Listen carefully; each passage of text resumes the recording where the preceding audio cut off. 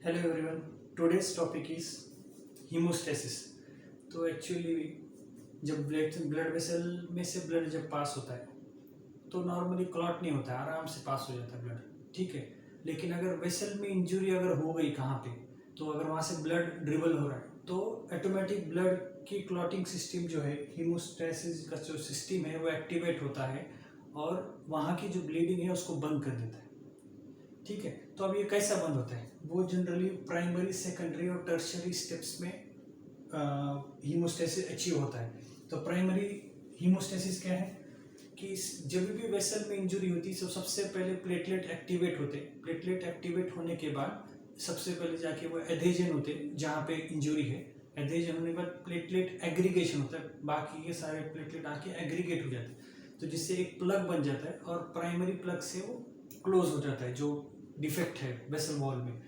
उसके बाद secondary system जो है, सेकेंडरी स्टेप एक्टिवेट होता है जिसमें clotting factors play major role, जिसमें कोआगुलेशन सिस्टम जिसको बोलते हैं अपन, उसमें इंट्रिंसिक पाथवे और एक्सट्रिंसिक पाथवे के जरिए से एड प्रोडक्ट फाइब्रिनोजन से फाइब्रिन बनता है। तो ये फाइब्रिन बना के अपन, ये फाइब्रिन ये प्लेटलेट के जो प्लग को है इसको मजबूत बनाता है, सीमेंट के जैसा काम करता है। ये फाइब्रिन और प्लेटलेट का एग्रीगेशन ये सब मिलके वो प्लग मजबूत बनाते और उसको बंद कर देते जिससे ब्लीडिंग रुक जाती, ठीक है।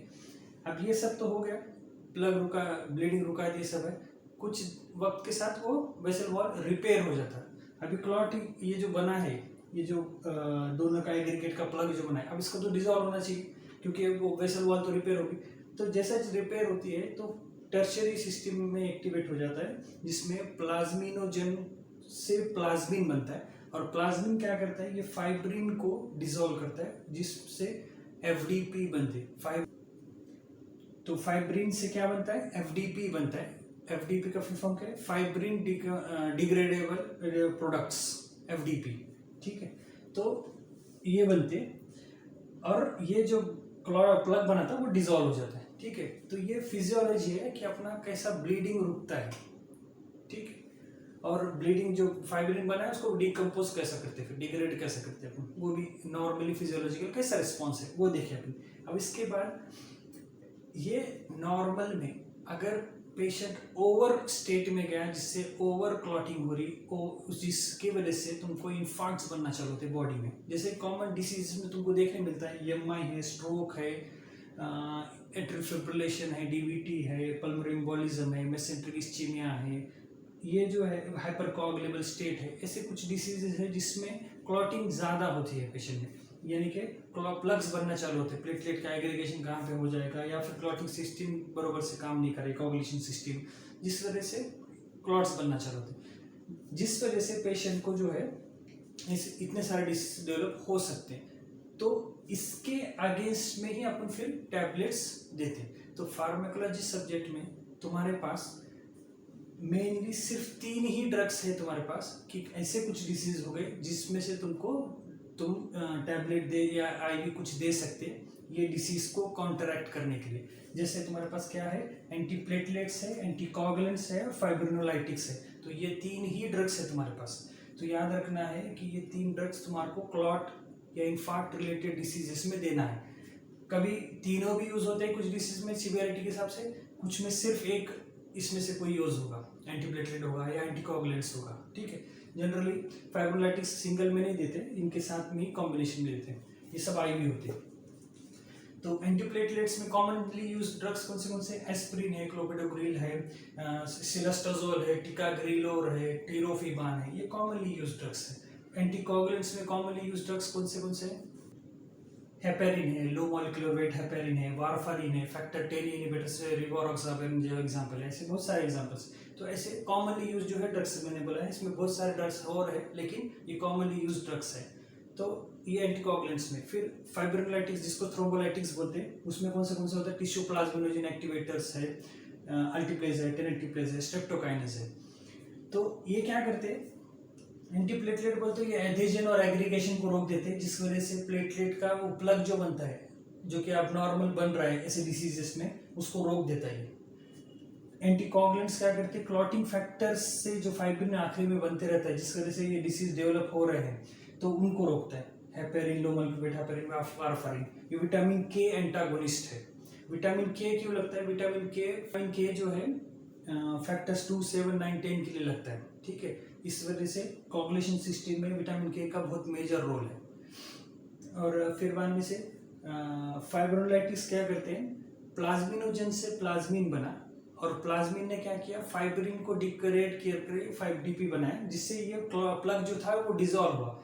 लेकिन टिश्यू प्लाज्मिनोजन एक्टिवेटर क्या करते हैं, इसी चीज को एक्टिवेट कराते हैं, जिससे प्लग डिसॉल्व हो जाएगा। तो फाइब्रोलाइटिस जो है ये फिजियोलॉजिकल एक्सट्रैक्शन को अपन बढ़ा देते हैं ये फाइब्रोलाइटिक्स यूज करके, ठीक है। फिर आगे ये जो है अभी एबनॉर्मल इन्फार्क्ट बना। अब एबनॉर्मल ब्लीडिंग वाले भी डिसीज है, यानी कि हीमोस्टैसिस में एबनॉर्मल क्लॉटिंग होने लगी तो इन्फार्क्ट बनेगा, और एबनॉर्मल ब्लीडिंग का अगर कुछ प्लग्स नहीं बन रहे तो एबनॉर्मल ब्लीडिंग होगी। तो एबनॉर्मल ब्लीडिंग वाले डिसीजेस जो होते हैं, जैसे कॉमनली जिसमें थ्रोम्बोसाइटोपेनिया है, प्लेटलेट की कमी की वजह से, या कोगुलेशन डिसऑर्डर्स है जिसमें क्लॉटिंग फैक्टर्स की कमी होती है, या विटामिन के की डिफिशियंसी होती है, या लीवर डिसीज है जिसमें तुम्हारे को क्लॉटिंग फैक्टर्स ही नहीं बनते प्रॉपरली। तो ऐसे डिसीज में क्या होता है, कोगुलेशन सिस्टम काम नहीं करता बराबर से। तो ऐसे डिसऑर्डर्स में तुम्हारे अब तुम ट्रीटमेंट क्या दे सकते हैं? अगर जिस डिसीज में थ्रोम्बोसाइटोपेनिया हो रहा है, जिसमें प्लेटलेट कम हो रहे हैं और जिस वजह से ब्लीडिंग हो रही है, जनरली लेस देन 10 to 20,000 के प्लेटलेट काउंट पे ब्लीडिंग होती है, तो वैसे टाइम पे अपन प्रोफिलैक्टिकली पहले ही प्लेटलेट ट्रांसफ्यूजन देते हैं, ठीक है, क्योंकि प्लेटलेट की कमी की वजह से पेशेंट को ब्लीडिंग हो सकती है। और लेस देन 50,000 पे अगर ब्लीडिंग हो रही है तो भी अपन प्लेटलेट ट्रांसफ्यूजन देते हैं।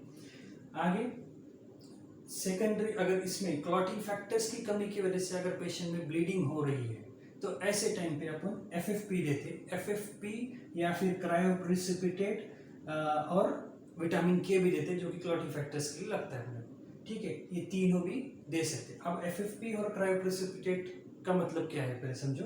FFP का मतलब ये है फ्रेश फ्रोजन प्लाज्मा।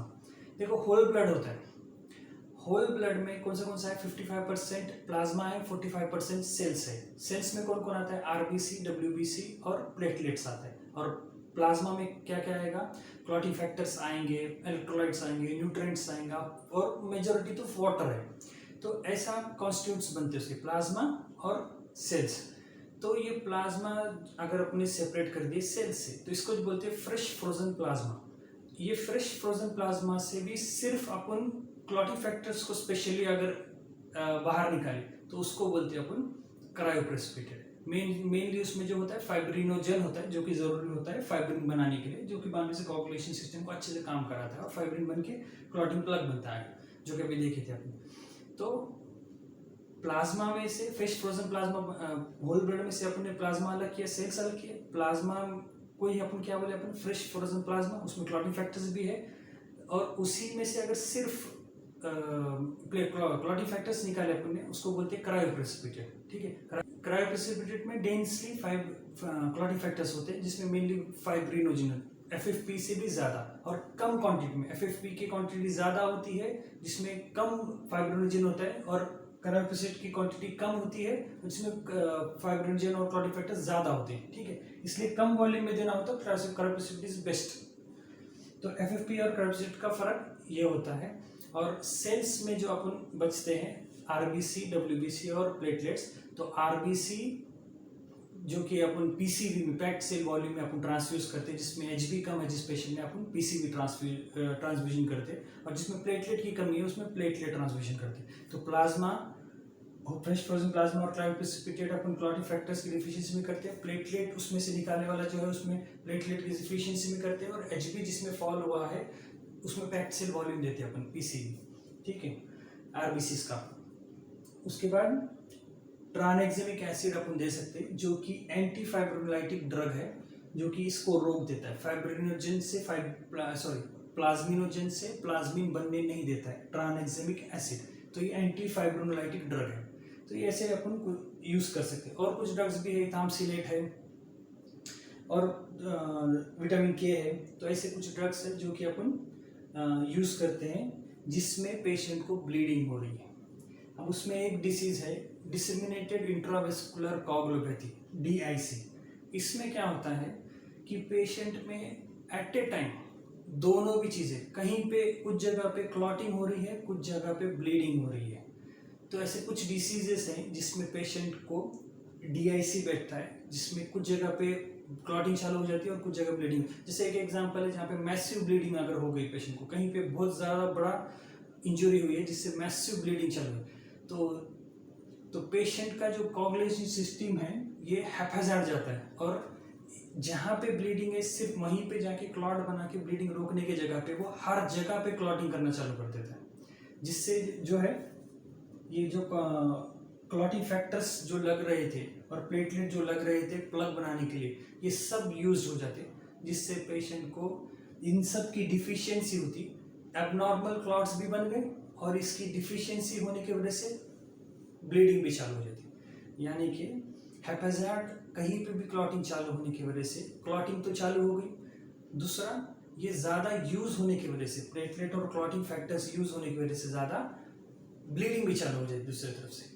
तो ऐसे पेशेंट्स में जुडिशियसली जहाँ पे ज़्यादा ब्लीडिंग का प्रॉब्लम है वहाँ पे अपने को FFP, क्रायोप्रेसिपिटेट, विटामिन K ऐसा यूज़ करना होता है, और जहाँ पे क्लॉटिंग का ज़्यादा प्रॉब्लम है, जहाँ पे क्लॉट्स बन रहे हैं, ज़्यादा थ्रोम्बोसिस हो रहा है, तो ऐसी जगह पे अपने को एंटीकोगुलेंट्स और एंटीप्लेटलेट्स यूज़ करना पड़ता है। तो जुडिशियसली दोनों भी इसमें यूज़ करते हैं DIC में, ठीक है। तो दोनों का भी प्रॉब्लम होता है DIC में।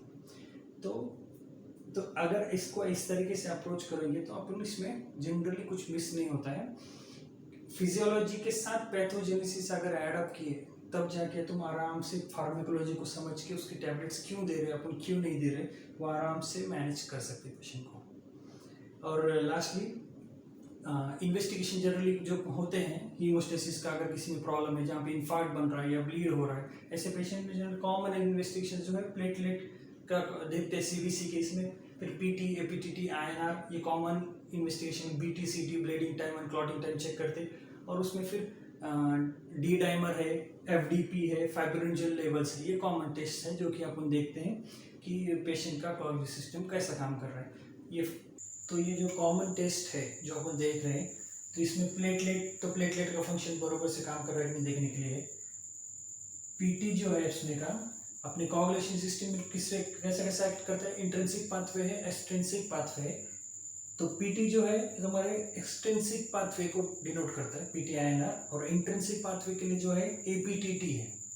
फिर BT-CT जो है, BT जनरली प्लेटलेट के फंक्शन को डिनोट करता है, CT जो है क्लॉटिंग फैक्टर्स के रिलेटेड है, इसलिए तुम्हारे कोगुलेशन सिस्टम बराबर काम कर रहा है कि नहीं, CT दिखता है। D डाइमर और FDP जो है तुम्हारे डिग्रेडेबल प्रोडक्ट्स है, एंड प्रोडक्ट्स है। फाइब्रिन जब डिजॉल्व होता है तब FDP बनता है, D डाइमर क्लॉट जब डिजॉल्व होता है तब बनते हैं, तो FDP और D डाइमर तब रेज होते हैं।